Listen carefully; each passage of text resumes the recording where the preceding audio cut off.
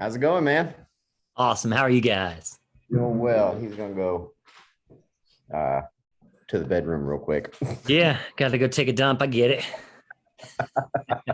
What's going on, man? How's the Saturday going?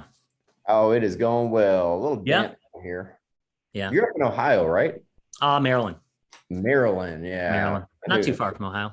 Yeah, Midwest. That's what I was thinking. Yeah, yeah, yeah. yeah. You're What just part? outside Austin, right? Yeah, that's where we're at right now. Yep. Okay, that's cool. Yeah, a little small town called Marble Falls. All right, that's cool. How far from Austin? 45 minutes. All right. Yeah, I think we're coming down your way this year because I think the NECA convention's in your area. yeah, So our plan, we're formulating a plan right now to come down and hang out and run into a bunch of people. So it'd be fun. yeah. Yeah, man. That'd be cool. Yeah, totally. Yeah. When is it? I'll have to check their website and see. I think it just hit. I think it's like a fall thing. It just came through, I want to say in like October or something. Yeah, Something gotcha. like that. Like right before the holidays. Yeah. Yeah. Yeah, I have the EMS conference every year is the Mhm. week of Thanksgiving. Okay. It's the worst. Yeah. Whoever Yeah. decided to do that on an annual basis, it's the Monday through Wednesday before Thanksgiving. Really? Yes. It is terrible. That is terrible. That's brutal. What does the EMS conference do? What do you do there? It's for continued education for Got it. renewal of certifications and Right. yeah, there's all kinds of all levels of EMS providers there. All right. That's cool, man. So Yeah. you are Jarrod, correct? I'm Jarrod, and this is David. This What's is up, David? Hey, hey. this is my director of business development. All right, right on. Cool, man. Has it been the two of you since the company started? No, I was by myself. I was a one-man show for a few years. All right. Then I hired David, and it was me and him for a little bit, and started to grow and grow, and had to expand, and so David was my first foreman, and All right. yeah, and then he was promoted to director of business development. He's more administrative now than anything. That's how it goes, right? Yeah. You get good at something and then you can't do it anymore. Yep. That's how it always goes. You've got to direct people on how to do it, right? Yeah. So we promoted one of our other guys up to David's old position of foreman. Cool. All right. How long have you guys been in business? I've been in business since 2014. Okay, cool. Has it always been Quick Connects? Yep. Quick Cool. Connect. All right. Wow. So you're coming up, you're getting close to your 10-year mark. Yeah, eight Yeah, years here. That's exciting, man. Wow. Mhm. Have you always been in that area too? So in business, yes. Okay. I'm from Northwest Louisiana, All right. All right. but Yeah, I've you lived got your all LSU hat on there. Oh yeah, Oh yeah. yeah. Okay, cool. Go Tigers. But I lived up in the Northeast for a little while. Yeah, and for probably about little over 2 years or so, I lived on Long Island, Okay. and I've worked in upstate New York and all that too. Yeah. And then I moved from there to Dallas and back to Louisiana. So I've been around. Been around. Okay. How long have you been in the trade? This will be from 1998, so 24 years. That's Yeah. wild. That's awesome. I started when I was 15. Did you really? Yeah. Was your dad an electrician or something? No, I'm the only electrician in my family. All right. My dad's an auto mechanic, All right. and I hate working on cars. Yeah, my dad's a body man, and I don't like working on cars either. Yeah, I hate it. yeah, Still to this day, it's so simple, but I'll pay to have my oil changed. for sure, man. Yeah, me too. Yeah, what's your Yeah. time worth to you? You know what I mean? Yeah, Yeah. and I tried hardwood floors with my grandfather. All right. So in Louisiana, there's all those plantation homes, those old plantation homes. Yeah. And he would do just a masterful job of repairing and replacing the old hardwood floors in those plantation homes. Wow, man. Yeah. But my grandfather was a terrible man to work for. Okay. Why so? What was it about him? It was just nothing pleased him. Got it. Nothing. Yeah. Nothing. Perfectionist. Yes. Extreme perfectionist. And yeah, narcissist. Yeah. All right. Got it. Yeah. So I couldn't handle that. Yeah. At 15, I got invited on a project, and the only it was a volunteer project for a church, All right. and there's only one electrician on site, and they put me working with him to help him. Okay. And man, even though we were so far behind, he took the time to teach me, right from the start, Yeah. just nailing up things, strapping conduit, that kind of Yeah. stuff. Yeah. Man, I was hooked from my first box. Yeah. Yeah. It's easy to get that way. I feel the same way. It's like as soon as there's so much to learn in any trade, but there's just something, I think when you click with a trade, you just click with it. And I felt that way about electrical too. It's like, man, there's so much to learn, but I think there's so much to learn in every trade. But with electrical, the stuff you're learning to me is fascinating. I was hooked right away too. Yep. Yeah. And what gets me is the difference between guys that just do electrical work and guys that are actual electricians. Okay. Sure. At 16, I finished high school at 16 and went to a 2-year trade school. All right. And getting a foundation and actually understanding basic electrical theory, Yeah. Versus guys that just jump in and start slinging wire or bending conduit. Sure. And they don't actually know electrical principles, electrical theory, the math and science behind things. Right. Yep. So they can do electrical work, but they don't necessarily understand electrical work. Yeah. Or electrical theory, circuit theory for that matter. Big time. And Yeah. that comes in when you're troubleshooting. I feel like the guys who can just sling it up like that, once you get into a troubleshooting scenario, it's a different story, right? Yeah, you see that a lot when people just throw parts at things. Yeah. Well, right. what's the problem? Oh, I think it's this. Let's replace that. And see what happens, right? And see what happens. And maybe they get lucky, You do sometimes. I worked for a company for a while that did he basically like carved a niche out for himself as a generator installer, maintenance, repair person for like this. There's an area around here there's so much money, and this dude has embedded himself in that community.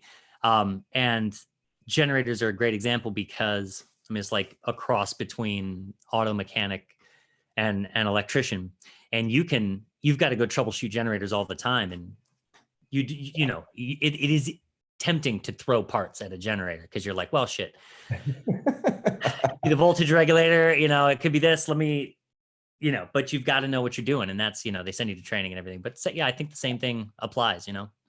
Well, we had in our small little city where I'm on the fire department, they got some surplus generators from California that no longer met the emission standards for California. But by the time they shipped these things over here, they had been robbed for parts. Oh, no. Yeah, you were basically having to completely rebuild the generators. Yeah. So that was definitely going to be a throw parts at it and let's see what happens. Do you guys do things like that? What do you focus on with your company? What's your main mission? So we do a lot of residential new construction, residential remodeling, service work, light commercial remodeling, no new commercial. I try to stay as consistent as I can.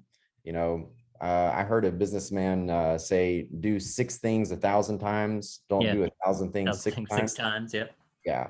So there's a lot of growth both here in this market and in the market we're expanding to in Western Fort Worth.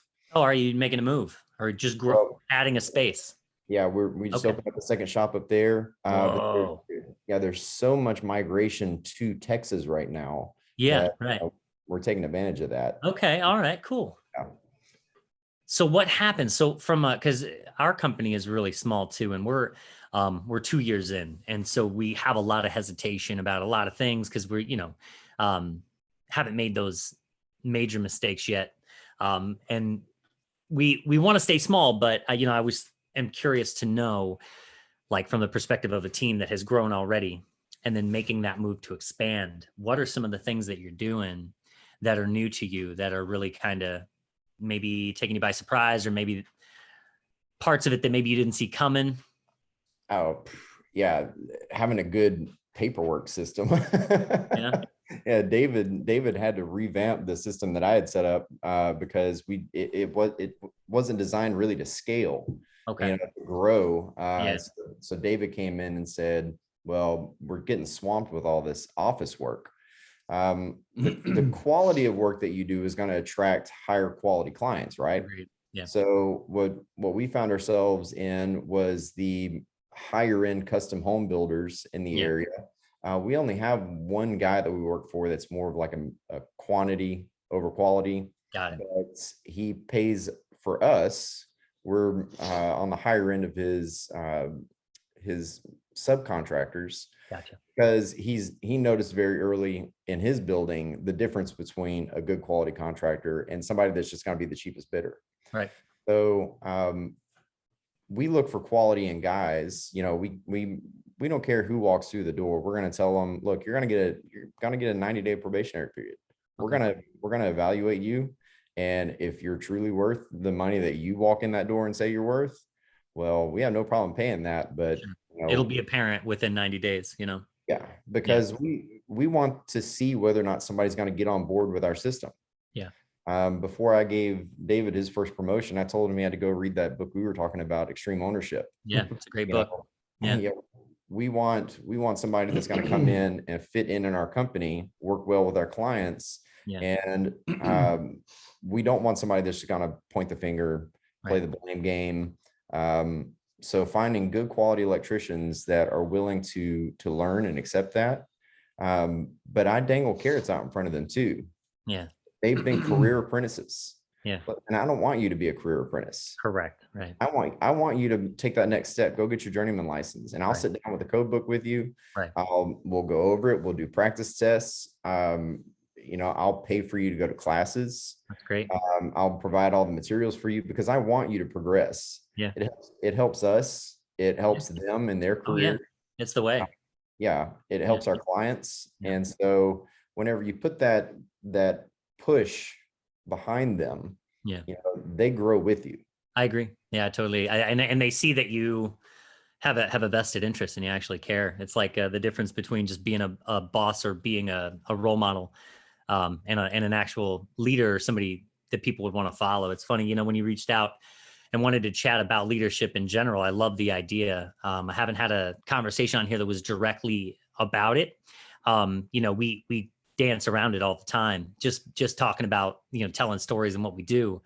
But I think it can't be understated, man. Leadership is such an important element in running a business, especially a trade company. And all of us, I think every one of us, have been through our own scenarios where we've been under certain leadership, where we would follow them anywhere. Yep. And vice versa, where we're like, okay, this is a real shit show and I got to get out of here. So it's important to take those steps, and I'm glad you wanted to talk about that sort of stuff. Yeah, because what I encountered, having done this for over 20 years, electricians are type A personalities. Yeah. You know, I mean, we see that in just the shit that we post on Instagram, Right. you know. Yep, that's true, man. But the thing that it actually takes to be a good leader, Yeah. in my opinion, is humility. Yeah, for sure. And I had two guys, I've told everyone in my company, I have two guys that I try to model my company after. All right. One was very early in my career. His name was Greg Seeley Electric up in New York, on Long Island. All right. Even though I was fresh out of trade school, I had just moved across the country. I was 18 years old. Yeah. He would sit down with me, and it was a larger company, but he would sit down at the break room table and we would draw things out and he would explain things to me. Because he put me on a service van. I wasn't just on a construction crew. He put me on a service van as a helper. Okay. And so I got exposed to a lot of things, and some things that just still didn't quite make sense because, you know, I'd learned things in the classroom, but hadn't seen them in the field yet. And he was patient and, you know, a good listener. Yeah. Because, man, sometimes those conversations would turn from work to personal things. Sure. And, you know, as an 18-year-old kid, you don't really know what to expect. That's right. I lived up there when September 11th happened. Wow. So it was a good experience to be exposed to a man that was such a good boss. Yeah. I had a string of terrible bosses after that. Yeah. It wasn't until later, when I moved back to Louisiana, I went to work for another man named Ron Garrison. Garrison Electric in Shreveport, Louisiana. And again, a very large shop. And I think we probably had like 50 vans. Oh, wow. Yeah, we were doing boatloads of work, Yeah. but he was patient. He taught me a really, really good system, a solid system that I still follow in my work. Okay. And the benefits that those guys offered when other shops were just like, hey, I'll pay you a little bit more per hour, but no benefits, I no see. paid time off, no Right. vacations, no health coverage, nothing like that. Yeah. um, and the way that those guys had their businesses set up, that's what I try to model.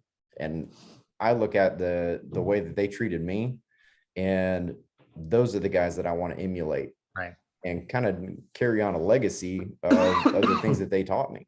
Yeah. That's what I try to instill in David, and Ryan, the guy that we just promoted to foreman. Yeah. Trying to get those same goals and mindset Yeah. in them so that they can carry it on too, wherever Right. their careers take them.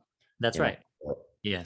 Well, that's awesome, man. I love that you're leading with that approach, because it does take a little bit more time, and a lot more patience, I think. But and you'd have to let me know, but I feel like you'll maybe have less turnover with that approach, Yeah. because maybe you're vetting a little bit more. Your probation period allows you to see a little bit more into the future. Yeah.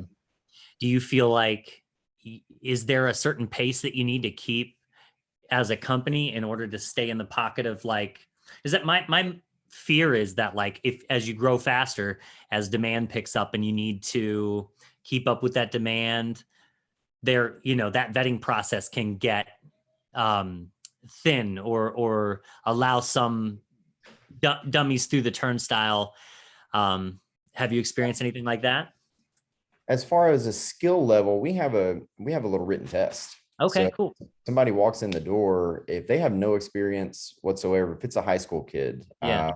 the first part of the test is just basic math and Okay. basic science. And it's not just, numerical math problems, it's word problems Got to it. judge their reading Yeah. comprehension. All right.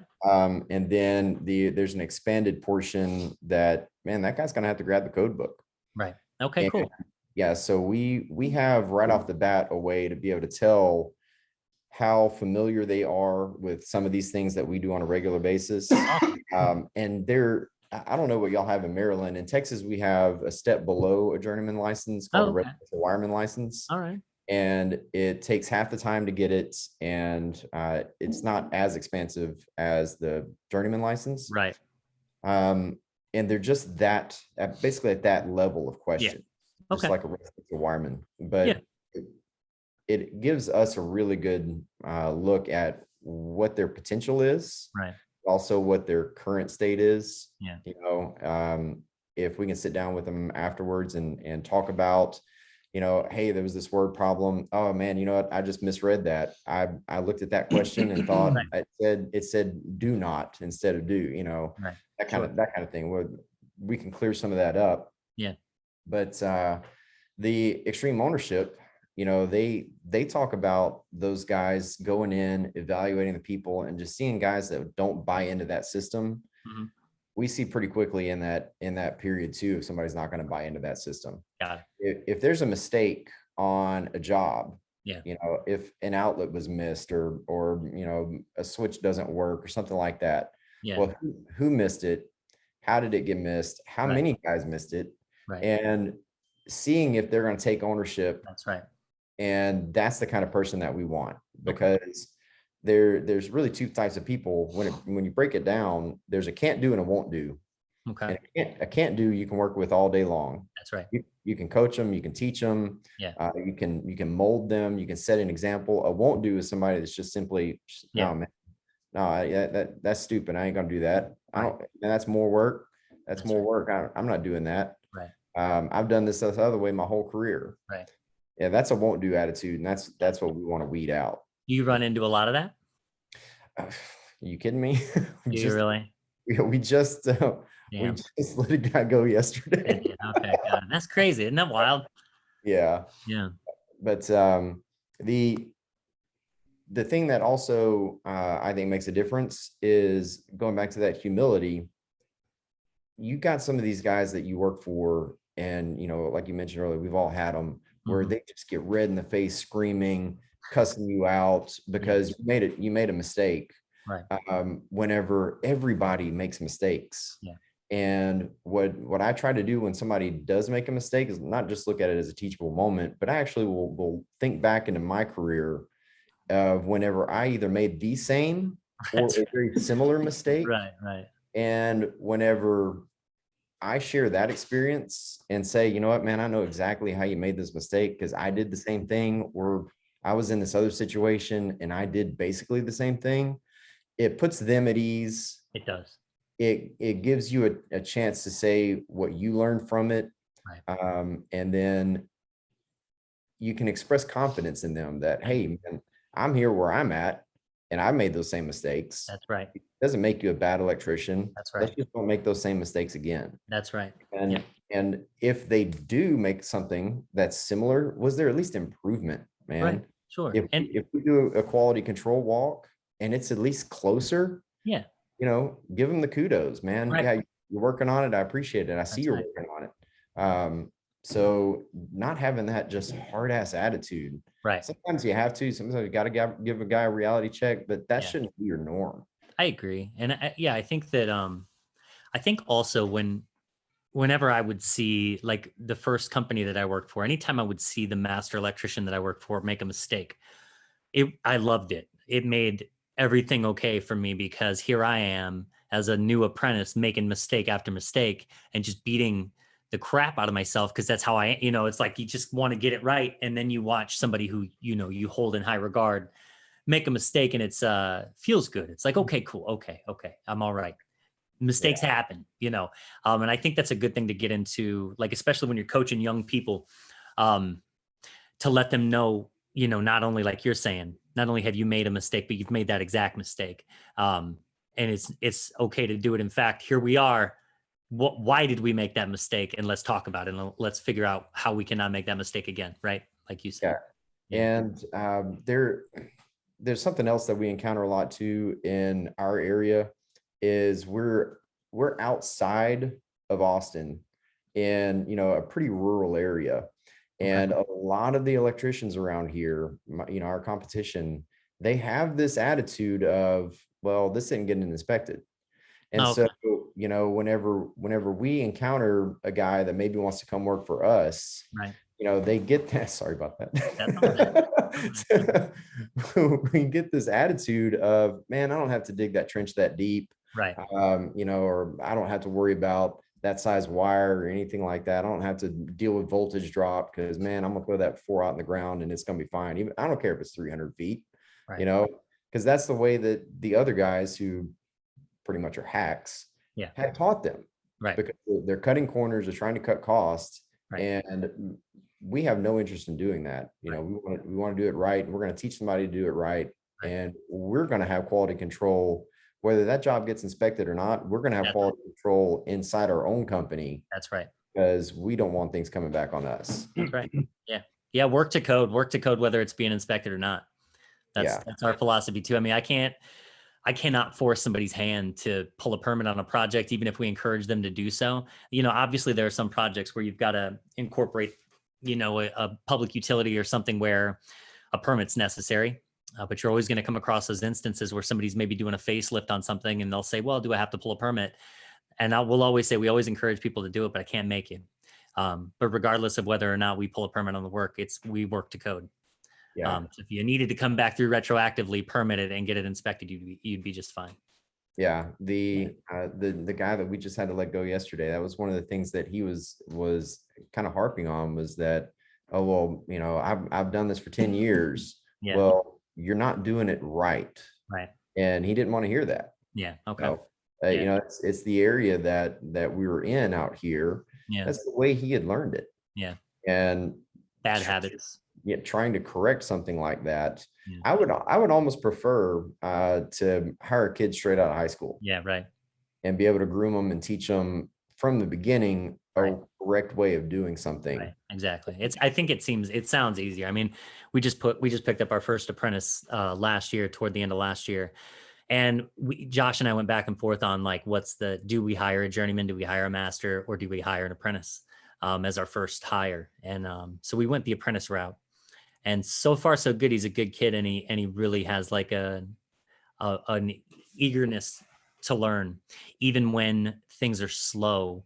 If there's a day that ends a little early, he's asked I put the suggestion out to him, and he's asked to come along on site visits as well, so that I can just sit there. Because for me, when I came into the trades late, I came in at like 35, and so I had a host of other skills that I kind of brought with me, and one of them is just recognizing that I need to work quickly to make up ground, because I came to the trades late.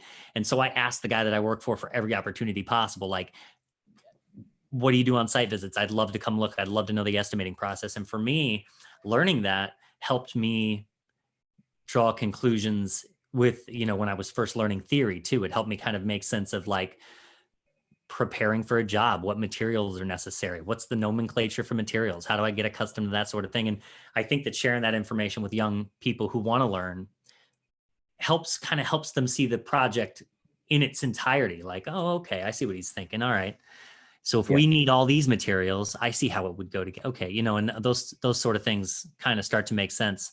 But I think it takes being the right size so that you have the flexibility to do that. And also just a willingness to want to extend yourself and mentor, because mentoring takes time, and it takes like it's like being a parent. Like, you have to want to do that sort of thing, because it can be extra work, right?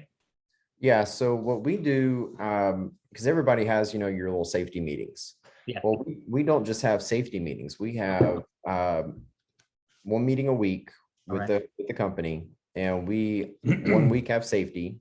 The next week we have quality control. You okay, David? Yeah, man. So the next week we'll have quality control, where we'll go over pictures from, rough ends, trim outs, service calls, things that we've noted that maybe need to be given a little more attention. Yeah. Things that look really good. Yeah. In that quality control meeting, we'll say, man, y'all knocked this out of the park. Yeah. That's our example. That's right. And we have sales meetings, and we also have a mentoring meeting. Oh, awesome.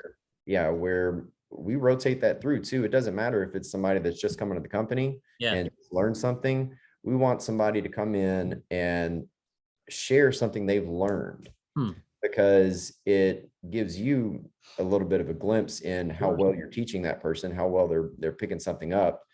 But it can also be something that they really appreciated. Man, you know what? I learned this, and I didn't know that before. Yeah. Something that for the rest of the guys, it can just be a reiteration, repetition for emphasis type of thing. Yeah. Or it can be one of the more skilled guys that is teaching somebody else, something about conduit bending or radiuses, or, 3-phase motors, something like that. Sure. And so you can rotate that through. We'll even have somebody give a presentation. Okay.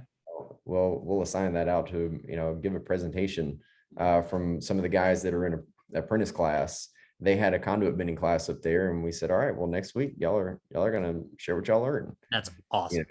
So so it's something that it's something that you have to look at as part of your business. Right. I agree. When you mentioned earlier about it's spreading thin. Yeah. You have to look at it as something that is part of your business, not taking away from your business. Right.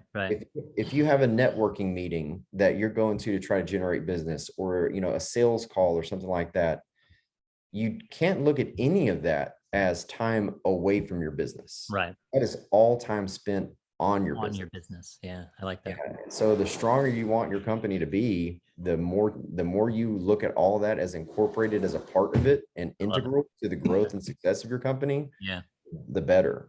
Yeah. I mean, your guys are your main investment in your company. And this is every trade in particular, but there's just a constant line of new information to gather. There's new tech that's always coming out. Everybody's at different levels along their path of like their what they're qualified to do. And all of that needs to continue to be coerced in the direction of growth, right? Everybody needs to continue to grow, because it's not a stagnant trade. We're not in the business of staying the same. No, You've we're got to not. I grow. mean, Yeah. even though there's those basic foundational principles, but I mean, there's the new products, there's, everything, the modern electrician, everything is constantly getting more modern. Yeah. And Right. we had a set of prints that came in, and the builder called us and he's like, man, these people want an ultra modern house. I'm Okay. not sure they even want the round lights. Okay. All right. Yeah. So we started just, the square LED, type of razors and stuff that have come Sure. out, looking at those types of things, the lighted mirrors, all those types of Yeah. things that, you're getting these new products that you have to stay on top of. Yeah. And actually some of the younger guys that are jumping on Amazon, hey, I found this product here, this might work over at that service call we went and looked at. That's cool. That type of stuff, where, man, I'm not gonna jump on Amazon. I'm gonna go to the supply house and say, what you got, man? That's right. Yeah. Yeah. The Yeah. internet is a game changer for this industry. It's so funny. It's like, I think sometimes about the old school guys who used to like traverse my area, any area, without MapQuest in their pocket or Google Maps. They just like knew. It's like, how the hell did they even find the client half the time? It's like, Yeah, I remember the map books. We had a Suffolk County, Nassau County, Queens, all right. Kings County, all for all of Long Island. We had a Yeah. stack of map books in our van up there in New York. That's great. Yeah, it's ridiculous. But That is ridiculous. Yeah. yeah. But the thing that I do try to do is keep an open mind whenever it comes to some of these new guys that have ideas. Yeah. Right. Listen to them. Yeah. Listen to them. Hey, yeah, let's give it a shot. Yeah. It may have been the product that I never installed, but Right. them having still more recently been in the field with some of these newer products, Yeah. they're really familiar with it. Sure. And And you want to try to encourage authenticity and initiative. Right? It's like that's a real tricky thing too. Is it's like one thing you can't teach is somebody's interest in learning. Like you can teach anybody who's interested anything. I think like if a person's really interested, you could almost teach anybody anything, but the trick is teaching somebody to be interested in learning, and it's nearly impossible to teach. So when you find those people who come to you and they say, hey, I've got this idea, it's like, oh wow, okay, you've been thinking about this outside of work, and that's pretty amazing. yeah, and people feed off of that too. I agree. Oh, you can kind of see the Debbie Downers, and I'm not talking about maybe just somebody having a bad day, a pattern of it. You can Sure. see the guys that are Debbie Downers Yep. about things, and other guys jump right on board. Yeah, let's give it a shot too. Right. Yeah. They support it, and you can feed into that positive energy Sure. by your own example of allowing somebody to do that. That's right. There's another book, actually two other books that had a pretty big impact on how I respond to some of that kind of stuff. Okay. Because sometimes it costs me, as the business owner, it costs me more money to do some of those things. But Leaders Eat Last and The Infinite Game by Simon Sinek, both of those books put you in a perspective of what you said earlier. Your employees are your biggest investment. Right. And if you're not investing that resource that you have in your company, or your own personal resource of your time, Yeah. if you're not investing that in them, they're not going to be bought in. They're not going to be going home and thinking about things. I agree. No, it's true, man. You have to inspire people. And it's funny how like my first look at leadership was like high school sports. Because there are your leaders. Like I feel like my childhood was like lost island of the lost children. We were like, there were no adult supervision growing up, right? It was like we were basically feral children. And so I think I was always seeking leadership, right? I think a lot of kids in those situations are looking for leadership. I think that's and not to go off the rails, but that explains like gangs and because Oh yeah. kids are looking for somebody to give them a purpose, right? And like, what am I doing? And so the first run-in I really had with leaders was in high school sports. And I got to see how different everybody does it, and how, if one coach could really be off-putting, whereas one coach could really be inclusive and make you feel like, oh, wow, this, it's interesting. And then I got in the military and I saw different platoon commanders would come in every year, and you just get to see all these different leadership styles. And it's like anything, you just watch and you're like, well, maybe I'd do that. Maybe I wouldn't do that, but you don't know till you get there. And and a lot of people don't realize leadership goes two ways. On one end, it's the leader, it's the person in charge. And on the other end, it's the person who is being taught. Like it's up to you as the person who's being informed to make the most of that situation and to get the most out of somebody. Absolutely. Yeah. Yeah. I think I'm on chapter 11 right now of About Face. Okay. David Hackworth, and he never accepted in his units. He never accepted anything less than the best. Yeah. And you can tell in the narration of the story that there are platoon leaders, squad leaders, other commanding officers, company officers, whatever, that had a little more lax attitude. Yeah. And just like you're talking about, where you can say, maybe I wouldn't have taken things that far, or maybe I would have taken this other approach. You do in those examples, the military and the sports, you can find boatloads of biographies that will teach you leadership styles that you can adopt and you can make your own. My first exposure was in the fire service. I joined at 18 up there in New York in the summer of 2001, just previous to September 11th. Wow. And the academy that I went to in New York was basically all FDNY firefighters as instructors. Okay. And when I moved to Texas, and because Texas has different standards for firefighting, I had to go to a different academy down here. And the difference in instructors from there to here, with the level of experience that the guys had in the best fire department in the country versus, some of these more, suburban departments, that was experience versus textbook. And you can tell the difference when you're discussing things as serious as either the military or the fire service, EMS, anything like that. You can tell when somebody knows what they're talking about. That's right. Yeah. And the guys that I, again, tried to emulate in the fire service were the guys that made the best impression. There was a lieutenant from Rescue 2 in FDNY. And man, I can still remember conversations with that guy that I had, 21 years ago. Right. It's kind of ridiculous when you think about it, how clear some of those conversations can stick out in your mind. And I had far more conversations with other instructors and other firefighters that are just like, gone.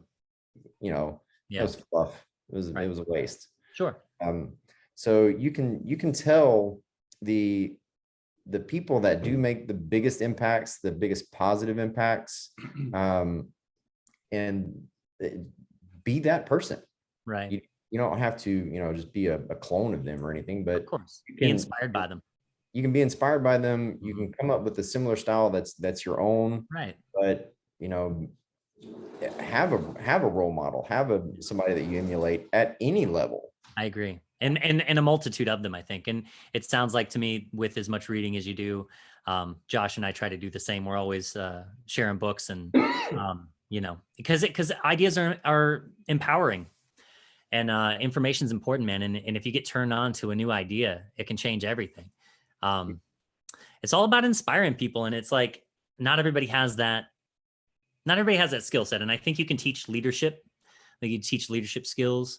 But not everybody has that quality where you're going to really, really be able to like inspire and motivate people. I think it's a rare quality. Another part of it to me is identifying what people do well. David's a very good salesman. Okay. He's no offense, but he's probably a better salesman than he is an electrician. Okay. but I saw that and he's good at it. So, all right, well, let's get him in a position where we make the most of that. Yes. Right. And, not everybody's going to be a good salesman. Right.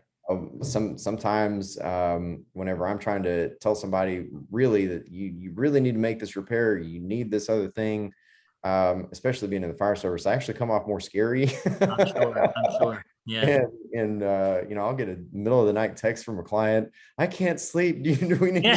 to do Overdid it.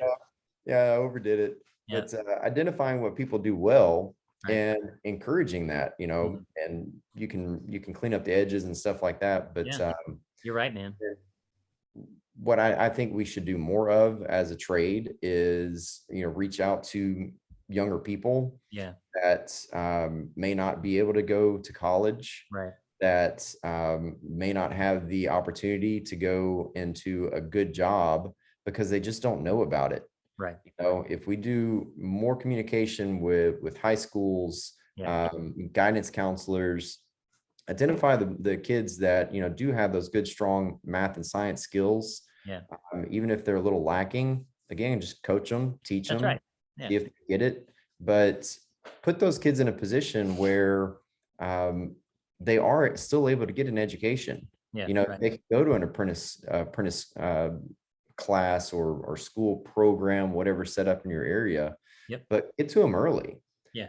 And the more competition you have there, like we're trying to organize it now to where it's not just us going to high schools. It's other good quality contractors that are going to high schools that give these kids an opportunity to say, look, you know, there's actually some competition out there. Mhm. And these guys want me. Yeah. You know? Yeah. They want me to go to work for them. Right. And these guys have built successful businesses, Right. you know, and that's a path forward for them. Right. But getting to them early and showing them that there are people like that out there that are good people to work for. I think so. Yeah. I think that I wonder if it's a level of like and we've talked about it before on the podcast, but I think it's a combination of the constant push for college, obviously, in society. There's this just massive push that, you know, if you don't have a degree, you're gonna die in a gutter somewhere. And your mother's gonna cry her eyes out if you don't get that college, whatever the case may be. But it's like there's something about the trades that I think is I don't know. I don't know if it's some sort of social stigma or something, but um, I absolutely love the trades for a number of reasons, and they're all reasons that I feel like if that had gotten across to me in high school, they were reasons that would have related to me more, like not sitting still, like you know what I mean? Like that's one of those things where you're like, oh, I'm going to go to college and I'm going to be a lawyer, and it's like, well, do you like to sit still? Because if you don't, you could get there and be like, oh shit, I got to sit in front of a computer forever. I'm not like that. Like I'd rather be in a rat hole than sitting in front of a computer all day. And Yeah. some people are like that. So, you know, those little things, autonomy, you know, once you have the skills, you're on your own. You can do what you want to do, create a life, you know, be creative about it. Yeah. The hands-on nature of electrical work, along with that little bit of risk. Yeah. Right. Well, Yeah. it's the same thing that drew me to firefighting and all that. Firefighting. Right. Sure. That little bit of risk, you It's know. fun, right? I mean, yeah, sure. There's having some inherent danger in your life is good for you, I think. Yeah, there's no inherent danger in sitting at a computer. No, I mean, diabetes and over time, I guess. But yeah, I think, you know, those little qualities too. And also trades people. Like I would rather any day of the week sit in a break room like the one you're in right now and chat with you guys. And I would feel 100 times more comfortable than I ever would in a break room of like a office where everybody's got ties on and I just am uncomfortable in those. And that's okay. But those, you know, I think getting that point across I think that's kind of what I try to do with all of this too, is just show how much fun I have doing it. It's like, I like doing this. I get up in the morning and I'm like skipping along. I enjoy it. Yeah. Your little videos, your little stories you put up when you're driving to and from the jobs and stuff. Yeah, man, you're freaking hilarious. Thank you. Well, I spent a long time as a stand-up comic, so I mean, I got my teeth, but I'm glad I've been able to like find a way to merge these two, because I think it could like you're saying, just talking to young people about the possibilities, because I think it's, you know, it's not for everybody, that's for damn sure, but neither's college. No, it's not. Technically, my trade school was a campus of Louisiana Tech. Cool.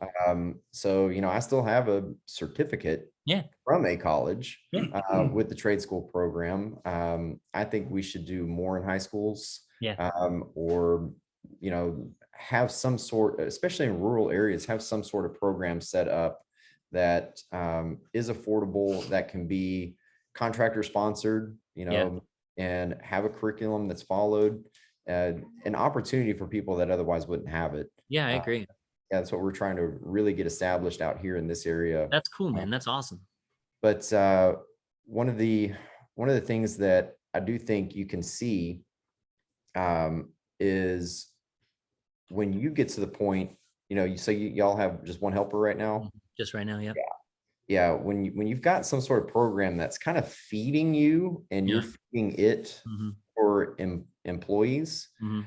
you can get to a point where you're beyond like there's a certain point where it's a breaking point where, all right, so you're going to get maybe a couple more guys and you've got things scheduled. Yeah. And then if one guy calls in, it wrecks everything. Right. So if one helper, is late and it throws all the scheduling off, Yeah. you get a little bit bigger, Hmm. just, maybe 2 to 3 more guys, Hmm. you can roll with that a lot easier. Okay. Your life actually becomes easier. Interesting. Okay. Just Interesting. Yeah. that initial growth, Yeah. it's like that kid hitting that growth spurt and Yeah. you got growing pains. Yeah. Yeah, it can be kind of brutal. I see that. And I worked for the first company that I worked for as an electrician. He was really small, and I watched him in that intermittent phase of like bringing a couple people on, dropping a couple people off, and just the challenge of it. Yeah, I Yeah. think there's got to be a level where it evens out to some degree. Yeah. Um, Because yeah, it still is somebody, a service tech, yeah, man. If you got your schedule and somebody else calls in sick, and then you've got to bust your balls to get your stuff done and catch at least one or two of something else that yeah, somebody else had scheduled. yeah. Yeah, it's killer on everybody. It's killer on everybody. Yeah, Yeah, whenever you got a little more manpower there, it more actually flexibility. smooths some of that stuff out. Yeah, And totally. there's a scripture, many hands make the load light. That's right. So there's definitely truth in that. Yeah, no doubt. Yeah. So David, tell me about your background. How long have you been in the trade? I'm coming up on 12 years. Right on. Excuse me. Yeah, I was only with one other company before I came on with Jarrod. Okay. That's all I knew was their way. Yeah. He waved a carrot in front of me and took the bait. Yeah. Yeah. All right. And so now you're doing a lot of administrative stuff. A lot of admin stuff, yes, sir. And Yeah. but it's been pretty good. I like being organized, staying organized, drawing Me out the too. schedule, Yeah. keeping guys in line still, and doing site visits. And I mean, I still put the tool belt on too and go out there, No doubt. do what I can to help. Yeah. So That's good though. I think that I like the idea of knowing how to do. Obviously I do because I own a company, but I mean, I think that even when I worked for people, I wanted to know more. I wanted to like be involved more, and like I think that's why it made sense that we started a company, because I just, no matter who I worked for, it was like that. Well, what system are we using for this? So what have you got? I'm always curious about that kind of stuff. I think that the more you can, I don't know. No matter what I do, I can't not just keep going. You know what I mean? Yeah. Yeah. In in extreme ownership, there's the principle too of leading from multiple positions, Right. leading from the front, leading from the middle, leading from the rear. Right. That's really the position that David's in best right now. He does still get his tools on quite frequently, out there with the guys on the jobs, slinging rock bars and shovels, still out there with blisters and stuff on his hands. And Yeah. at the same time, he has responsibilities at the office. Yep. He's got networking meetings and things that he has to go to. He's all over the place. He really right now is epitomizing that leadership up and down the chain. That's awesome. Because whenever he goes to the job sites, or when Ryan as the foreman, whenever he does the same thing, they're both in a position of accountability. Right. But they're also in a position of being able to hold others accountable and see whether or not they're stepping up. Right. You know, but he's out there right next to them. Yeah. You know, stapling wire and making up boxes and pulling in services. Sure. You know, it's not something that you're just a guy sitting at a desk cracking a whip. Right. No. Sure. I try not to get out in the field very much anymore. Is that right? Yeah. I still do. I catch service calls and stuff like that. But Yeah. yeah. So, but having somebody in that position too, being able to instill those values in them and then pass it on. I mean, that's the entire future of our trade. I agree, man. And I think it's a good way to run a business. Have you read the E-Myth? I have seen that book. It has popped up many, many times on the recommended list. It's a good one. A friend of mine who's an entrepreneur shared it with me, and I think I've even mentioned it on the podcast. It's a book about exactly what you're talking about, where a lot of technicians will start a business because they think to themselves like, well, I can do this better than the person who I'm doing this with. So let me start this business. And when you do that, anytime you start a business, you technically take yourself from the technician standpoint, and now you're an entrepreneur, and now you're a business person. And so there has to be a level of letting go of your identity that's wrapped up in your business to pass the baton to qualified people in positions to help the business grow. Otherwise, it's always going to be you. 100%. Yeah. 100%. And I had a very tough conversation with my bookkeeper and CPA. They had to convince me of that.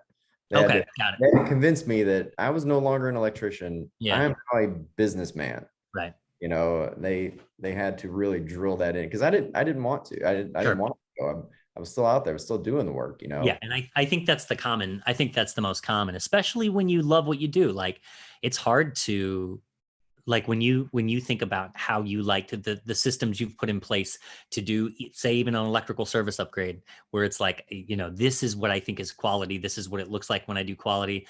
I want the customer to have the best possible install. So why wouldn't I be the one to do it? Because it's quality.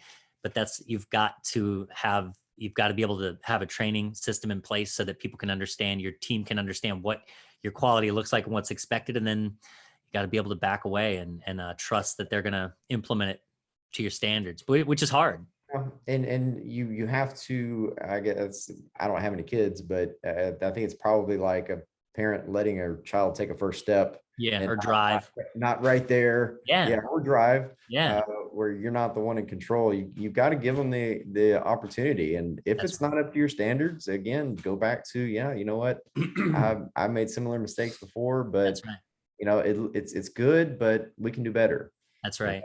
Yeah. And I'm a firm believer in experience, man. I think you got to get, like, when you're training somebody, like with our apprentice, Daniel, we try to we show him what to do, show him how we expect him to do it, talk about theory as we do it on a simple task, say installing he was doing some vapor tight fixtures in a barn with us last week. It's like, here's what we expect, and then set him loose, but monitors progress.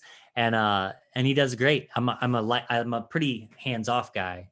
Like with my older daughter, when I was teaching her to drive a car, I think it's important for to know how to drive a manual. Just kind of, I like analog and I like digital, but I think knowing both is good.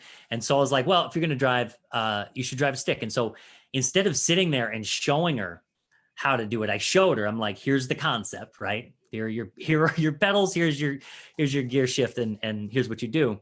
I showed her, and then I just got out of the car and I left her in the driveway, and I was like, rock and roll, kid. And we've got this parking lot behind the house. She went over a curb. Like, I'm but like, she's going to get it, right? It's like, you're going to get the hang of it. You're not going to get the hang of it by watching me do it. You're going to get the hang of it by failing. Right. Yeah. Yeah. That's when I started driving fire engines and stuff, ambulances with critical patients in the back of them, that's that takes to all that Grand Theft Auto training that I got on PlayStation. That's right. That's when all that stuff comes in handy. Wow. Do you still work with the fire department in your area? Not very frequently, since I'm in the transition of moving up towards the Fort Worth area. All right. And I'm not on a new department up there. Okay. But that's again, it's something that that probationary period. Whenever even with 20 years of experience as a firefighter EMT, when I go join a new department, I'm still gonna have to go through a probationary period. Right. Exactly. Does not matter, how good I am, Yeah. what my rank is, anything like that. When I go up there on a new department, I'm gonna have to start off on I'm gonna go back to being a probie. Yeah. Right. So having the humility to be able to do that, Well, you'll yeah, start to learn too. I like to talk about humility. I think that's a big one. I think that nothing will make you more humble than getting your ass kicked, and nothing will kick your ass more than starting a business. So like humility is just part of leadership too. And I think that and I might be wrong about this, and I think there may be there's differing opinions about everything, but I think that showing a level of vulnerability, I think ingratiates people to you, helps them trust you. Like if you can show somebody that like, yeah, I fucked that up. Mhm. Now, how are we going to fix it? It's not, and to look for solutions as opposed to linger in problems and things like that. I think that bodes well. I think that people learn to trust you and look to you for guidance. If you can be a humble, instead of just walking in and be like, what are you losers up to today? Look at, Yeah. everybody sucks except me. Nobody wants to work for that guy. No. Right. There's a quote. My fiance is a high school teacher, Okay. and she uses a quote on all of her emails that down by her signature. It says, "If you judge a fish by its ability to climb a tree, it'll live its life thinking it's stupid." Wow. So again, being able to look at the guys, Yeah. there are people that are gonna do things better than you did. That's right. You know, Hopefully, if you're lucky. yeah. Yeah. Even though I have a master electrician's license, I'm Yeah. the business owner, Yeah. I have a president title, Yeah. but no, there are people that work for me that are better at things than I am. And you're lucky for it. Yeah, And you're lucky for it. Yeah. recognizing that, having the ability to give them props, Yeah. reward them for their abilities and their knowledge, their skills that they have that maybe I never reached that level. Yeah. That benefit your company tremendously and benefit you tremendously. Yeah. I agree with you, man. You want to be surrounded by people that are better than you. I had an old high school basketball coach that would say, don't play with somebody who you can beat. You're wasting your time. Play with people who demolish you. Yep. Because you'll just keep getting better. And you want to surround you want your team to be better than you. I want my team to be, that's the point. It's like, you're this director now who can be like, oh man, if I'm picking a team, I want to pick people who are way better than me for my team. I want to be able to sit back and be like, look at that. That's my team. They're awesome. I don't want to be like, these losers. I better get out there. You know what I mean? It's but it takes humility to get out of your way. Oh, there's also at our EMS conference, we had a class that I signed up for. It was called "It Doesn't Suck to Work Here." And employee recognition. Yeah. When somebody does something well or achieves a milestone, goes and gets a higher license, celebrate the shit out of that. Yeah, that's right. Yep. Do things above and beyond for your employees. That's right. That help with retention. Yeah. That make people want to come work for you. Right. And it's a little more time, it's a little more effort. Yeah. Sometimes a little more money. Right. But it's not just about me. It's about them. They have families to feed.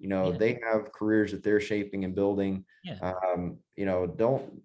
I think one of the biggest mistakes is whenever people get very wrapped up in themselves. Yeah. Right. And you see it in those guys that struggle to keep employees. You see it in guys that are in their 60s, almost 70s, and they're still a one-man show. Right. I don't want to be that guy. Right. I don't either. I don't want to be. I don't think anybody really wants to be that. I don't want to be that old guy. I see old guys. I was at a supply house like a year and a half ago, and these old guys came in, 2 of them in a truck, and they were old as shit, man. They were like, look, I got mad respect. If you're an old guy and you can still roll, that's awesome, man. Kudos. I'll hold the door for you. Like, I'm proud, but I don't want to be that. I don't want to wake up at 5 a.m. when I'm 75 years old and go to the supply house. Are you kidding me? I'm doing it. No way. My grandfather was in 80s. He was in his 80s and still doing hardwood floors by himself. Yeah, no thanks, man. No thanks. No thanks. Yeah, Not my That's thing. hard. It's hard work too, man. It was all It hard. is hard work. That's the thing of the trades. I mean, it's all hard work. So you got to like you're saying, you got to make people feel appreciated. I think it's all about the culture. It's like, I think, so I'm from a blue collar family and raised by blue collar people across the board. And I never wanted to do it. I never wanted to go into the blue collar world because I watched all these dudes just be alcoholics and just be like downtrodden. My dad told me when I was a kid, if he ever saw me pick up a hammer, he would hit me with it. That was his take on me working in the trades. He was like, this lifestyle sucks. Now, since then, my dad has started his own company and he really, it shines through that he loves what he does and he's super talented. But you see that a lot in the trades where it's like this culture of, I don't know, depression and frustration and like, this sucks. Like I just fell into this and this is how I make my living. I've had numerous people tell me when I was looking to get in the electrical trade, don't do it. Don't get in the trades. And I think we're up against that as far as like recruiting young people. What was their reasoning?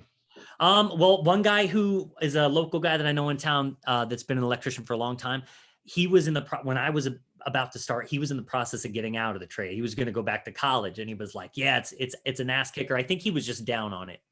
And then I saw him after I had been in the trades for like 3 years and he was back on his horse and he was feeling it again. But, it's hard work, and I think that unless you are coming at it and what you guys are doing, I want to say kudos because you're working to facilitate a culture where people don't feel that way. And I think that's what leadership is about. It's not about you. It's about the team. It's about bigger than you. It's about what you're trying to help facilitate. And what you're trying to help facilitate is lifestyles for people that are not shitty. And it's a worthwhile endeavor. Yeah. They're sustainable, that are good careers and something that people can take anywhere. I mean, like I've been all over the country doing electrical work. I've never had to worry about am I going to be able to do this wherever I go? No. Even when I started my company, I didn't tie it to a place or my name. Okay. Exactly. I intentionally went with something that was not tied to this little town or this area. Right. Or myself, in case I get to the point which I mean, I have an exit plan. Because hopefully in several years I'll be able to sell this business. Right. Build it up, cash in on it. Right. That's the idea. Go do something else I love. That's right. But having that exit plan of, man, it's not my name on that company. That's right. I think that also helps with some of the other guys in taking ownership of their part of the company. I agree. It's not Bowl Electric. That's right. So that way, David here, he can be a part of it and see it as his own as well. That's right. I agree with you. I'm not knocking if anybody out there Sure. listening has sure. Companies, but that was strategic on my part whenever I started my business, having that forward-looking plan. Right. Yeah, Josh and I wanted to do that too with Lumen Brothers. We didn't want it to be one name specific or anything, just because it's a bigger picture, and could relate to whoever wants to be a part of it. Yeah. Yeah. I think there's a certain pride. I mean, like Kyle Figueroa, who you probably follow him on. I love Kyle. Yeah, he's great.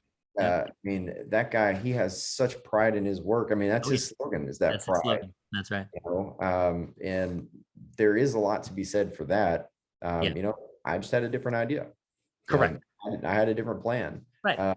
I think he's got girls, but I don't have any children that I might pass this down to. Oh, he's got girls, man. He's got like 17 of them. Yeah, he's got enough for a softball team. That's right. But if that's your plan, sure. My entire dad's side of the family is all auto mechanics. Yeah. And Bowl Automotive, our family name, Bowl Automotive, that was for generations over there. That's not what I had envisioned whenever I started mine. Sure. Yeah. But at least have a plan. Somebody needs to have a plan. How did you find, because everybody's got different mentality and perspectives as far as leadership's concerned. How do you find yourself in the position you're in now, where all of the things we've discussed, your take on leadership, your take on humility, how do you come to that point? Like who were it's a hard question to really ask because it's open-ended, but I think I know what you're saying, like how I actually found myself in the position I'm in right yeah. now. And why do those values stand out to you? When I hit a point where I actually was successful in my business, I'd built the name and the reputation, and more people wanted to hire my company. I had no choice. I had to grow and expand. Yeah. And as that scaled out, you have to have somebody that's accountable. You have to have somebody that's in a position of responsibility for things that you're not directly controlling. You know, you're not out there on that job site. You're not out there on that service call. You're sending someone else out there as a representative.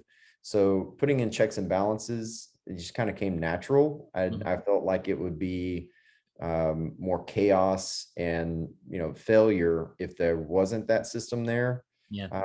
But I also surrounded myself, like you mentioned earlier, about the type of people you have around. Yeah. Some of the builders that we work with are good leaders. One of the builders is a retired firefighter paramedic. Cool. You know, great skills in that type of area. Another one, he and I are really close friends, and which is odd because a builder and a sub, that usually is a contentious relationship. Can be, yeah. But I mean, he and I talk daily, you know, Yeah. just shooting the shit or you know, something.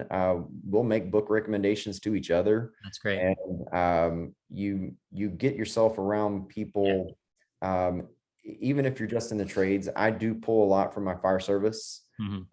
I've had really good fire chiefs. I've had some that were not so good. No doubt. One of my previous fire chiefs on a different department got arrested for arson. So, you know, it's not a very good example. Yeah. Really? Every firefighter is a pyromaniac. Okay. Yeah, So, right, exactly. so, you know, you have those things that you can reflect on. The guys that I mentioned earlier, Greg Seeley and Ron Garrison. Yeah. Fantastic bosses. Absolutely fantastic bosses. And I had one of my guys come to me, and he came to my house, sat down at the table and said, man, none of this stuff is your problem, but I'm in this situation now, and I can't support the things that I need to right now financially. Right. And he said, I know I'm not, you know, up for it yet, but can we discuss maybe a raise? And I had been in a very similar situation with Mr. Ron, where my father had been in a terrible car accident, broken his back, and you know, we were gonna have to start taking care of things, and I had to go to my boss, Ron, and walk into his office, sit down, and you know, he turned away from his computer, turned away, faced me, you know, cleared things away from his desk so that, you know, it was just me and him. Right. And he listened. Yeah. And, you know, he empathized, and he gave me the raise that I needed at that time. Yeah. And so why would I not be willing to do that for somebody else? Why would I? Yeah, I feel it would be hypocritical of me. Oh, sure. Yeah. To not extend the same type of professional, you know, compensation that somebody needs. And he's a good worker. Can be a little flaky, but he's a good guy. And you know, in the way he came to me, he had the comfort level to approach me just like I did with Mr. Ron, and the respect for me to come and say, you know, look, none of this is your problem. Yeah. The fact that he didn't come to me and like, man, you're not paying me enough money, and I'm worth more than this, and yada yada. The humility that he displayed, you know, and coming to me, how can you not respect that? How can you not, you know, how can you not honor that, especially whenever you have something so similar in my own experience that I can look back on, and how much I appreciated and how loyal I was to that boss until literally I moved to a different state. Right. You know, that's the only reason I didn't continue working for that guy. Yeah. But the examples that I had to pull from, the group of people that I had around me that influenced me in my dealings and my business structure and everything, I think were positives. Yeah. And you know, it's even outside of the company, who's your insurance agent, Right. who's your bookkeeper, who's your CPA, Right. who's a good plumber that you work with a lot. That's right. Look at all these people and recognize they're professionals as well. Yeah. Look at the success of their companies and, man, follow it. Yeah. Do the things well that other people are doing well. Yeah. I like that. Yeah, there's so much you can learn from the people you surround yourself with. I agree. And I think it's really important to take stock in the people you surround yourself with and to choose wisely.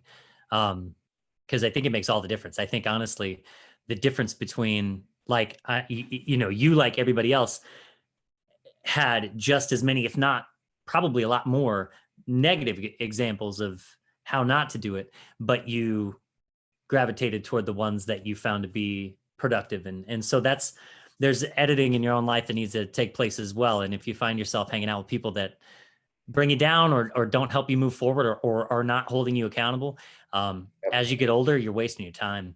Yeah. Yeah. And you can recognize people that are, like I said, they're professionals in their area. Yeah. And one of the biggest impacts on my business was whenever I started developing a really close relationship with my banker. Okay. The guy that literally, he can move money for me. He can give me advice. He can, say, hey, this is how things are looking. Right. Yeah. Having a close personal relationship with a banker. And I'm not Right. talking about just somebody that is a teller that works at a computer, at the drive-through. The Right. guy that's actually handling your accounts. Right. He's the vice president of a bank. Yeah. And I've got that guy on speed dial. That's right. We play golf together. Yeah. And so from outside of a trade, more of your suit and tie type of scenario. That's right. That guy he's an absolute professional. Yeah. And he's good at what he does. He wouldn't do electrical work, but I'm not going to be doing banking. So, having that asset, Yeah. those close relationships with the people that are not only got to be examples, but they have a direct influence on your business. Oh, big time. All those Big people time. around Yeah. you do. Big time. So the higher quality people you have working on and around your business, Yep. the I agree. better you're going to be. And it's worth your money. It's worth your time and your money. I think as far as CPAs, bookkeepers, bankers, things like that, we have close relationships with ours too, and they've been vetted. And we've moved from one place to another at various times, even in a short time that we've been around, because one begets the other. Where you make a connection with say our accountant that we picked up year one, and our accountant led us to a banker that is, going to have some other opportunities for us, some insurance policies for us, things like that. So yeah, one leads to the next. Yeah. Yeah, man. David, I've had him get into a business network where he now is becoming familiar. And he doesn't play golf very much, but I told him he's got to. We do quite a bit of business on the golf course. Do you really?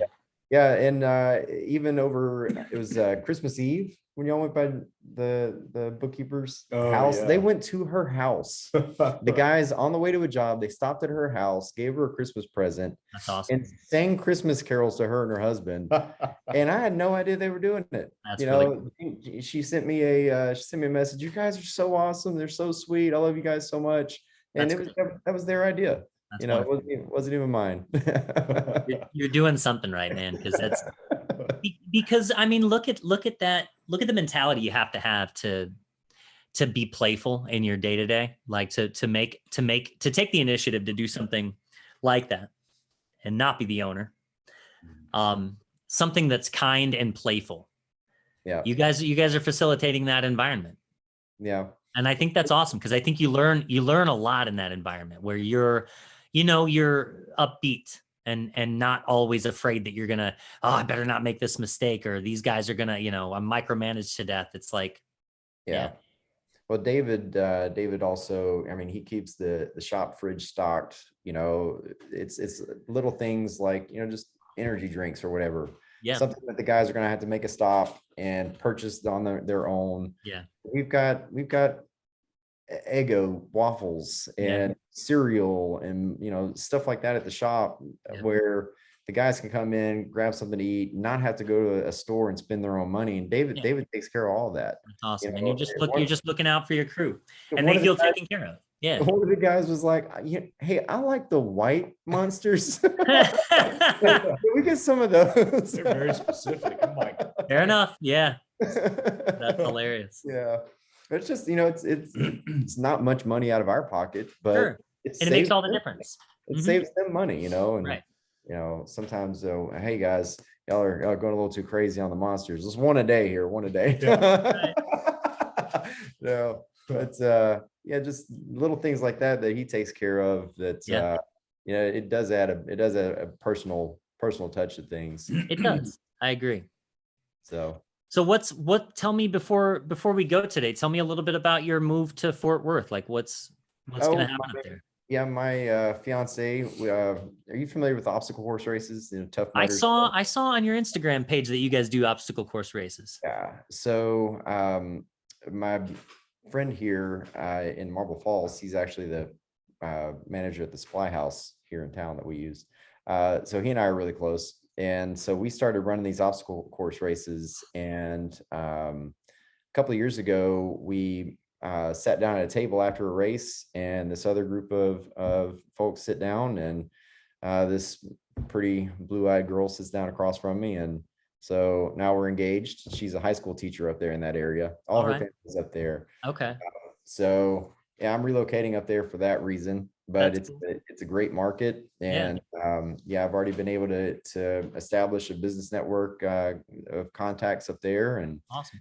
yeah, I mean, it didn't hardly take any time. A reputation will follow you, and the people saw the things that we were doing down here. Cool. They call people that they know, get some words, and yeah, before I knew it, the work was pouring in. So what's the do you have a shop up there already? Yeah, it's just All right. west of Fort Worth in a city called Weatherford, Texas. All right. So that Western Fort Worth market. But again, it's very similar to out here, where you have people that are trying to get out of big cities, people that are moving in from California, New York, Chicago, to get away from those areas and come to Texas. Yeah. So Yeah. don't want to get too political, but we see a massive influx. I mean, right here in Marble Falls, they're building between those 3 to 4 developments, probably like 10,000 homes, it seems. No, I mean, that's an exaggeration, but it's legitimately probably in the 5,000 home range. Yeah. That they're building right here, and this is a small area. Yeah. I mean, this city here is only like 5,000 people right now. Okay. And it's exploding, absolutely exploding. Our proximity to Austin, the rural life attraction, and it's very similar up there just outside of Fort Worth, where you can have land, there's no property owners or homeowners associations that you have to deal with. Yeah. Attractive to people that are selling their homes for buku money in these other areas and come to Texas, where it's far more affordable. They get far more bang for their buck. It's true. Yep, it's true. Yeah. So do you plan on kind of bouncing back and forth between the 2 locations? Is that something David's going to do? Yeah, so David is eligible to take his master's test here pretty soon. Yeah. And so, as soon as he has his, I mean, I'll have to be back and forth because under Texas law, it has to be under the supervision of a master. Of course. So until he gets his, and then we have another kiddo that came to work for us that I hope get his journeyman license at 22 years old. Woo, that's awesome. He'll be eligible to take his master's test at 24 years old. 24. Wow. In the same code cycle with the same code book. Oh, that he did his journeyman's? Yep, that we got a journeyman with. Awesome. Yeah, so Really cool. I mean, I push the guys, push them, try to level up. Yeah. And I can't tell you how I'm counting the days so that kid can go take his master's test. That's excellent, man. I love that.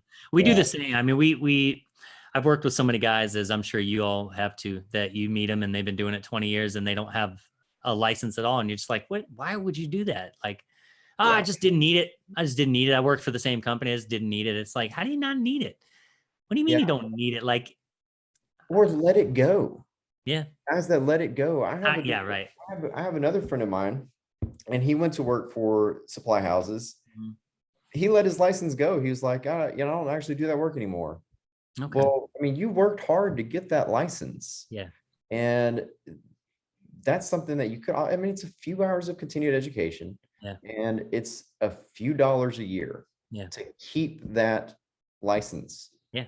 Why? I don't understand why anybody would let it go. I don't know, man. And I don't, for those people out there listening that don't have their license, like I've seen guys, like I said, 20 years in, have to make a lateral move and have to start all over because they Yep. don't have credentials that verify what they're capable of to the people, and I think that says a lot. I think it says to the person you're coming to work for, like, you might have 20 years of experience and you might be really good at it, but you didn't even did you just not even try to do it? Like, what does that say? So it's interesting. Yeah. To at least take a shot. Bless you. Yeah. In Texas, you have to have a journeyman license for a minimum of 2 years before Okay. you're eligible to take a master. Gotcha. So you can have all the hours you want. Yeah. If you never went and took your journeyman test. Yeah. If you hit a point like I did whenever I decided to open my business, Yeah. if I had never gone to get my journeyman, when I made that choice, it would have been a minimum of 2 years. 2 more years, right? Until I could actually take that next step. And so the guys that are just comfortable, because they whatever company pays them well, Right. and they don't really see a need for it. Sure. That's all they'll ever be able to do. I know. Yeah. You know, And that's it. And if they're not working under, so when I took my journeyman's exam, I remember there was a guy who finished about the same time as me, and I went to use the bathroom and we were chatting in the hallway, and he struck me as one of those guys who, I mean, he said he'd been in the trade for over 20 years. He said he was, and his whole story is exactly what you hear every time. He was like, I was working for this big commercial company. I was like the second in command. I was making like 80 grand. I just didn't think I needed it. Why would I need it if and then all of that fell apart. And now here he is moving laterally and working for a company 20 years in, trying to get his journeyman's, and he shit the bed on the test. He's like, I wasn't even ready. It's like, what are you doing? Yeah. And look, it's not my life, but like, why? Like, yeah. You didn't even why come down to take the test if you didn't, anyway. I try to pay for the licensing. Yeah. Even if somebody has less experience. Yeah. If you got a higher license, you're going to make more. Yeah. And I have a cap of what we're going to pay apprentices. Okay. I mean, there was another guy telling us that there's a dude, I mean, I don't know what the pay rate up there is, but there's a guy across town that's starting off at like $34 an hour. Without a license. Ridiculous. With an apprentice license. That is ridiculous. Yeah. Absolutely ridiculous. I don't know how much validity, but I mean, that's stuff that's floating around, that people are willing to pay that much for somebody with an apprentice license. That's wild. So where is the push? Where is the push to take the next step? Sure. Because that other contractor is actually hamstringing that person. Right. I agree. Yeah. Not providing that incentive to make the next move. Right. Yep. I agree.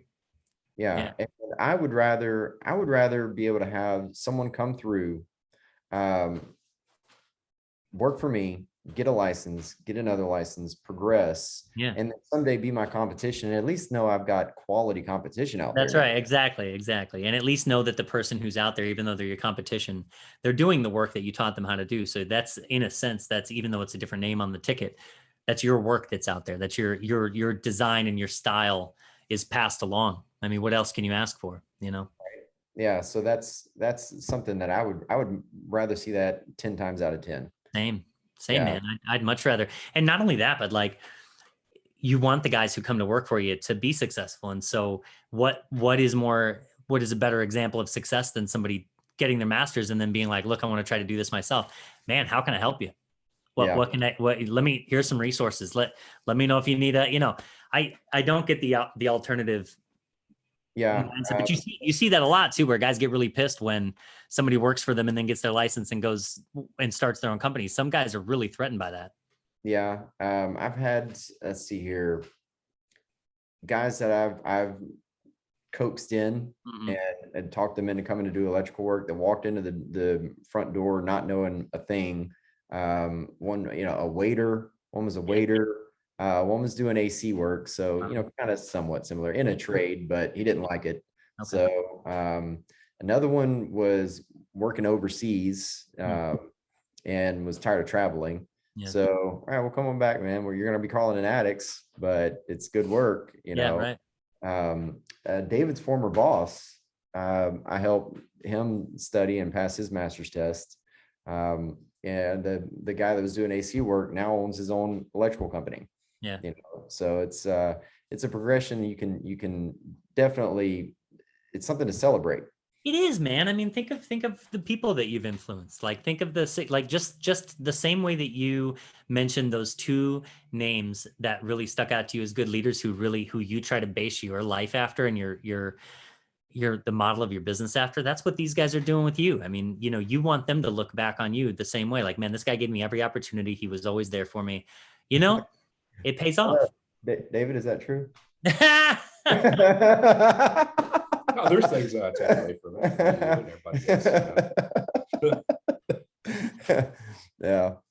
Oh, I mean, I'd rather see the guys succeed. I don't feel like it's anything about me. I'd rather see these guys have good, happy lives. And and the trade itself, like, there's a real love and respect for the trade that we all have. That's like, man, a lot of the reason that we put our heart and soul into what we do is our own passion, but also the trade. I mean, we love the history of the trade and what electricians represent in general. And so, like, by teaching people to do it the right way and setting them loose, you're benefiting the trade in the long run. Yep. Yeah. Well, David has his own leadership style. Yeah. I'm sure. I think David's a little bit harder than I am. I think he cracks down a little bit more. Yeah, it's what you need. Yeah. You need somebody in that position to be a little bit more like that, I think. Yeah. Just again, it's not our rule, but I think David cracks the whip a little bit more than I do. Yeah. Always the quiet ones. Always the quiet ones you got to worry about. Maybe I'm getting soft in my old age. Not a bad thing, man. That's not a bad thing at all. Yeah. Well, I appreciate you guys' time, man. I'm really happy that you reached out and wanted to talk about leadership and everything, because I learned a lot just by sitting and chatting with you today. I mean, I really I just like the way that you guys approach what you're doing, that you're leading with positivity, because that's, I don't know. I think that's the way to go, right? I mean, you want people to want to do the work. You want people to want to be a part of your team, and they have to see that you are happy. They have to see that you like your life, right? If you go to work for somebody who hates their life, it doesn't take people too long to be like, I need to get the fuck out of here, man. This guy, I don't want to be like this. So setting that example is great, man. Well, and you've definitely added some humor to our days. I'll keep it coming. Yeah, we all get a kick out of it. That's wonderful. Well, I'm happy that we've made the connection too, and I like, this online community is pretty amazing. There's a lot to be said about like the negative sides of social media, but as far as the electricians that I've come across on Instagram, I've met so many awesome human beings that have taught me a ton. And this podcast has been an opportunity for me to just like talk to people and learn, Absolutely. Yeah, absolutely. The Instagram community to me is, I use Facebook for business. Yep. I use Instagram basically solely for the electrical community. Yeah. So, it's awesome to be able to touch base with other guys, totally. Get ideas. Yes. Share ideas. That kind I of stuff. agree. I can't tell you how many times a week I reach out to somebody like, what is that? What is that you're using? I've never seen that before. Like, what is it? What light is it? Where'd you get those lights from? Like it's amazing. Like what, no other time in history have we in the trades been able to look across the world on a daily basis and be like, oh shit, what are they doing there? That's crazy. Like, I've never seen it. You can just learn. It's incredible. Yeah, it is. And I appreciate you being a part of it, man. And, of course, man. Likewise. Well, guys, thanks so much. Typically with these, with the podcast, I'll probably have this one up Monday. I'll do some editing this weekend. I'm recording another one today as well, but I'll probably put this one up Monday. But what I tend to do is I'll do a little intro, just talk about be breaking down the concept of leadership in a little condensed version to kind of kick things off, and then Awesome. go from there. And then I'll tag your, I'll post your website, your Instagram page. Is there anything else you guys want me to put out there for people to know or to search or whatever? We're hiring. No. Are you really? No, we're good. No, all right. All right. Excuse me. No, no, I mean, just the Instagram page. I'm trying to organically boost followers, Cool. That's just the way. so that the stories and tagging some of you guys and stuff so that y'all Yep. share it. Yeah, because I'm right now I'm only at about I think about 400 followers. All Yeah, right. I'm trying to organically grow that. So we Cool. do have later on, we do have a YouTube channel that we do want to start creating more content on. Share what you know, man. I'm yeah. telling you, share what you know. Do it. Yeah. Put the video on yourself and just go. Just talk about stuff tips. It's helpful. Yeah, right now it's just it's a series of brief, frequently asked questions Cool. that are simple fixes for people around their home. Cool. Which we've actually gotten calls from people saying, "Hey, I got this issue over here. I had another one, and I watched a YouTube video, and it fixed it." So Cool. so it sounds like you're a good electrician. That's awesome, man. That's really cool. Yeah. So we're wanting to boost that YouTube content. So maybe a little bit further down the road when we get that a little more expanded. I think nowadays, man, there's just, and this could be an entirely different conversation, but just the amount of possibilities that are out there because of technology to share what you know. Yeah. And your hat. I just signed up for him. He was running that promotion for the giveaway. I don't think I won anything, but he's in your area. He's not. I think because the stickers had a Cedar Park return address on it. Dustin from U Crew. Shout out. He's doing big things, man. Dustin is like, I love that guy, and he is doing like his educational platform is just growing like crazy right now. So like, yeah, man, there's lots of opportunity to share what you know and to have fun doing it. Yeah, absolutely. I don't know if you want to give a shout out to Mike Holt. Mike Holt actually has a leadership book too. I haven't read it yet. He just sent it to me. Is it his life skills book? Oh, it's at the shop. It's at our shop right now. But he sent me. He and I hooked up on Instagram, and he sent me a boatload of stuff. And one of them was the leadership book. Yeah, Mike's great. I had him on the podcast last year, and it was right as he was dropping that life skills book. So we talked about his background, his childhood. Like, it was a cool conversation. It was really enlightening, and he's a cool guy. Mike's crazy. Listen to it. The Godfather, man. He's wild. I was blown away by Mike. He's wild, dude. That guy is so ambitious and so like, he's tough as nails. Like he was a professional barefoot water skier, and into his 60s, he was competing at a top level into his 60s. He was like a top 20 in the world barefoot water skier into his 60s. And then he felt like he got too old and he experienced some injuries. So he got into downhill mountain biking, and that's what he does now in his 70s. He does competitive downhill mountain biking. He needs to come here, dude. We've got a world-class downhill mountain bike. It's got a lift, just like a ski lift on it, that goes up. Awesome. Have him out. Let him know. Absolutely. Crash your mic. Yeah, Mike's cool. I think Dustin might be our generation's Mike Holt there. I think you're right. He really seems to be. You're right. That's right. But yeah, man, I mean, if I make it down there, if we make it down there this year, which is the plan, myself and Josh, we really want to come down and just see the convention, but we also want to like come hang and meet everybody in person that we talk to in general. And it just would be a lot of fun. Oh yeah, it absolutely would be. Do some interviews and things like that. It'd be a lot of fun. So we'll plan for that. I'll look it up. I haven't even checked that, but I'll look it up, see where it's at. Cause Dustin was saying Austin somewhere. Yeah. There's plenty of places to go in Austin. Have you ever been down here? I haven't. No, my wife's been there a few times, and I've got friends that moved to Austin from here that are musicians and work down there and mostly just do music, but I've never been. Antone's, old places like that have been around for decades and ages. Yeah. Oh man. There's plenty of places to go. No, I can't wait. I'd love to see Austin. I'm looking forward to it. What? Yeah. Well, yeah, it'll be great, man. And I appreciate you having us on. Of course, man. Of course. I'm happy to have you. Well, guys, enjoy the rest of your weekend. Yes, sir. You too. All right. Have a good one. Bye.